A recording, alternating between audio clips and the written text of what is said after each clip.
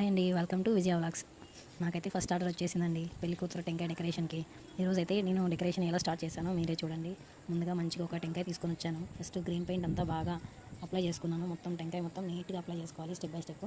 మళ్ళీ second coating కూడా వేస్తే కొంచెం థిక్నెస్గా వస్తుంది, బాగుంటుంది. తర్వాత అయితే red colour heart shape add చేశాను. హార్ట్ షేప్ మొత్తం ఇలా రెడ్ పెయింట్తో డెకరేట్ చేశాను.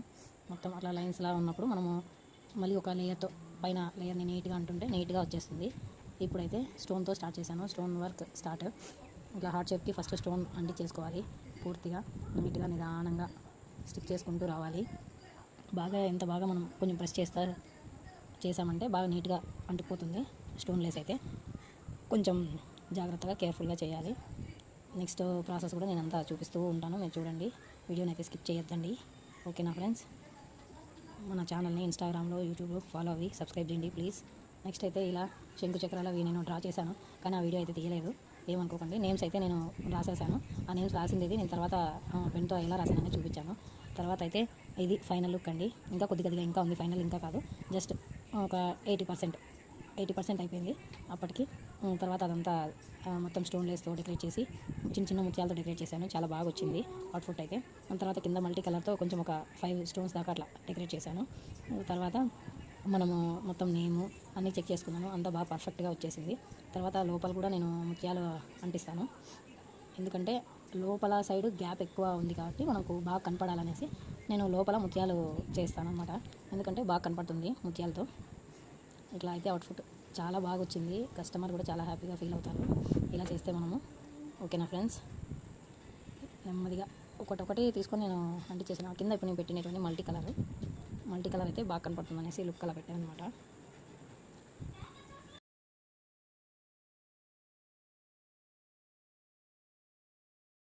ఇప్పుడు సేమ్ పైన కూడా నేను ఒకటి మల్టీ కలర్ స్టోన్ తీసుకొని అక్కడ దాని తర్వాత నాములు రెడ్ కలర్ ఉంటాయి కదా, ఆ రెడ్ కలర్ నాములతో ఒక చిన్న ఒక 5 or 6 అలా చేశాను. కానీ రెడ్ కలరు కనపడతాయి, లైట్గా కనపడుతుంది, ఎక్కువ కనపడదు. లైటింగ్ అయితే బాగా క్లారిటీ కనపడుతుంది. ఇంకా అలా చేసేసిన తర్వాత నెక్స్ట్ వచ్చేసి మళ్ళీ ముత్యం స్టోన్స్ ఇవి కనిపిస్తే బాగుంటుందని చెప్పేసి నెక్స్ట్ ముత్యం స్టోన్స్కి కూడా నేను తీసుకొచ్చాను. ముత్యం స్టోన్ కూడా కనిపిస్తాను చూడండి. నెక్స్ట్ ఇది కూడా ముత్యం, ఆ లైన్ మొత్తం ముత్యం వస్తుంది, ఆ లైన్ మొత్తం ముత్యం వచ్చేస్తుంది. మీరు ఇలాగే మాకు సపోర్ట్ చేయండి, ఇంకా మంచి మంచి వీడియోస్ వస్తాయి. టైలరింగ్ వీడియోస్, నా టాలెంట్ మొత్తం ప్రూవ్ చేసుకుంటాను.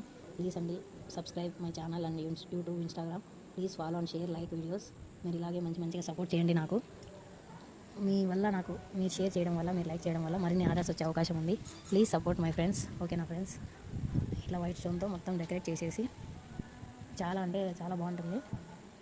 మీరు కూడా ట్రై చేయాలి అనే ఉద్దేశంతోనే నేను ఫస్ట్ నుండి ఎండింగ్ వరకు ప్రాసెస్ ఒక స్టెప్ బై స్టెప్ ఎలా చేస్తాము అనేసి నేను వీడియో తీశాను, ఓకేనా ఫ్రెండ్స్. చూడండి ఎంత చాలా బాగుంది కదా. ఫైనల్గా అప్రోచ్ అయితే అయిపోయింది. నేను చేస్తుంటే నా కూతురు వీడియో తీస్తుందండి, ఎంత సపోర్ట్ ఇస్తుంది నా కూతురు.